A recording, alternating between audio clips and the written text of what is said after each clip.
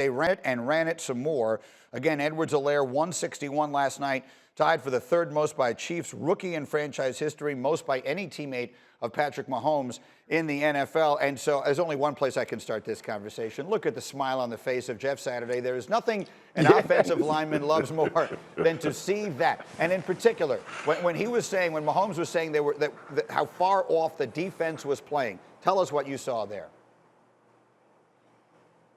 Yeah, they're lining up 7 yards flat-footed from the line of scrimmage. All their linebackers, they're almost at cornerback level when they're approaching the line of scrimmage. And as you're watching what Mahomes is saying, there's no other option other than to run it. Because, by the way, you're not going to get touched for the first 4 yards. All you got to do now is run 3 more. I mean, we are just churning this thing out. This is a requirement for the Chiefs' success, Greeny. When you look at the way they played last night, they want to be sprinters, right? That's in their nature. That's in their DNA. Guess what? Teams are going to make them go run the mile, which is frustrating. I love that Patrick Mahomes is up there talking about, hey, we'll run it we'll win how we want. No, he don't want to win that way. Andy Reid don't want to win that way. Nobody on the Chiefs except the offensive line and the running backs want to win that way. And I absolutely love it. I had tears in my eyes watching that game because that is a thing of beauty, Greeny.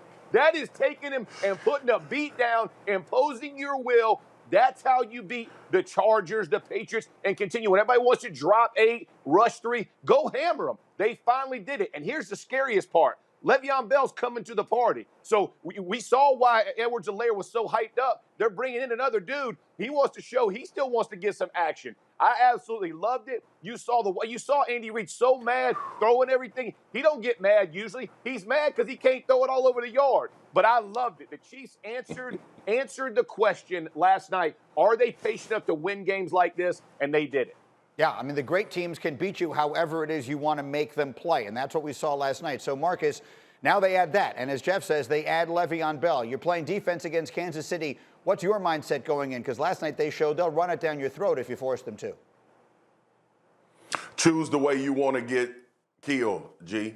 That's it. I mean, look, you are hoping that your offense can put the output needed to force them into some particular situations like the Oakland Raiders were able to do by hitting those deep balls and making huge plays, because then they have to try to match that. So offense being your defense is one of the ways you defend against the Kansas City Chiefs. The second thing is you have to make up your mind. Look, I know people talk about you got to mix up coverages and do all of this. The good defenses that I've been around, and you can't do it to the Chiefs, but this is what you have to do. Sometimes you have to play man and say, look, we're going to bring more than you can block. Wink Martindale lined up and tried to do it with Baltimore, and it didn't work, and he has Humphries and Peters, and you can argue that that's 2 of the better corners. But mixing it up, playing too high safety shell, you're going to get ran on. You bring one safety down, you're going to get tossed over the dome. So it really doesn't matter. You have to hope that your offense is better than the Chiefs' offense that day, and that's the only way you get out of there with a W. Thank you for watching ESPN on YouTube. For live streaming sports and premium content, subscribe to ESPN+.